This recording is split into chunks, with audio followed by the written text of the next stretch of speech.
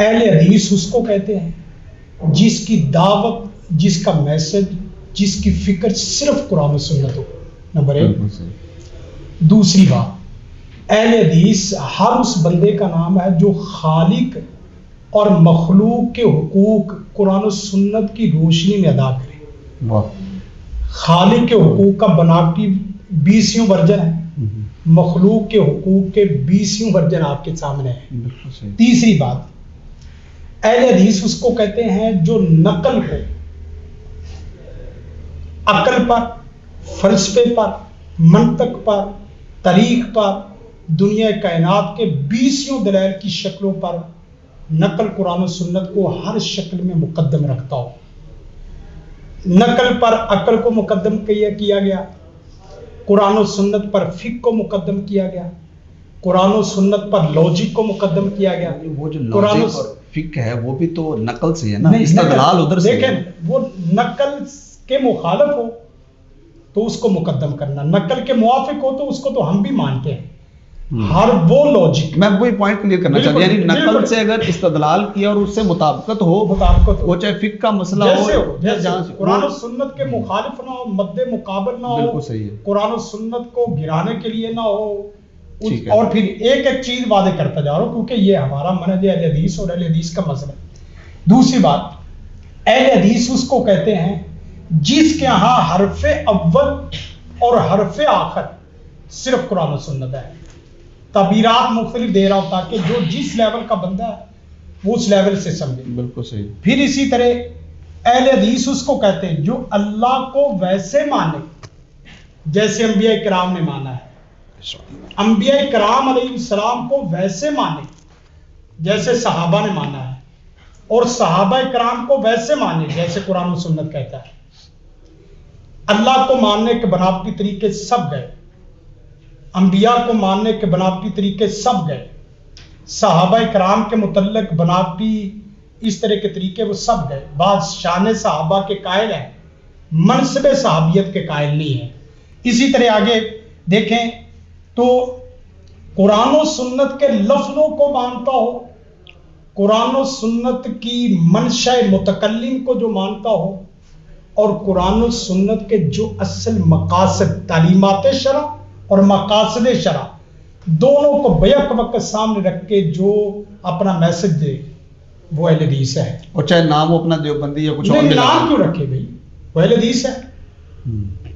اور جو اس فکر پہ آتے ہیں، دیکھیں میں اس وقت آن دی کیمرہ اس وقت ہم اہل حدیث فکر کے نمائندہ بن کے آ رہے ہیں، اور ہمیں اس بات پہ فخر ہے کہ ہم اہل حدیث ہیں الحمدللہ۔ اور اس میں دو ٹوک نہیں ہے، اگر موضوع اور ہوتا تو میں آپ کو سب ناموں کی گنجائش دیتا، بات سمجھتے ہیں۔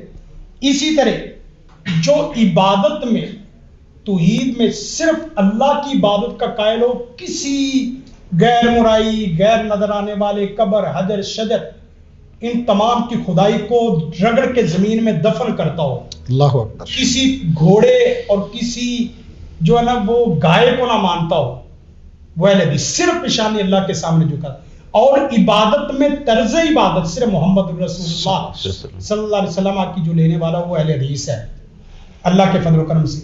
اسی طرح انفرادی نظام زندگی میں اور اجتماعی نظام زندگی میں جو قرآن و سنت کو حرف اول مانتا ہو وہ اہل حدیث ہے۔ جو انفرادی زندگی میں قرآن و سنت کو لیتا ہو، اجتماعی زندگی میں قرآن و سنت کو نہ لیتا ہو، ہم اس کو بھی اہل حدیث سے نہیں سمجھتے۔ کتنے لوگ ایسے ہیں جنہوں نے انفرادی اعمال کا نام دین رکھ دیا، اور کتنے لوگ ایسے ہیں جنہوں نے اجتماعی اعمال کا نام خلافت سے شروع ہوئے انفرادی اعمال کو صرف نظر کر دیا، وہ بھی ہمارے یہاں اہل حدیث فکر پہ نہیں ہے۔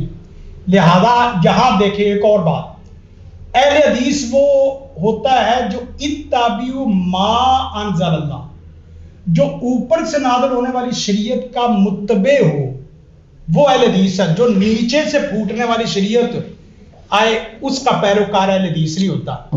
لہذا اس میں ملا تقلید ساری چیزیں، ہمارا مسئلہ یہ ہے کہ تو اوپر سے دکھا کہ تجھے اوپر سے وحی آ رہی ہے یا نیچے سے آ رہی۔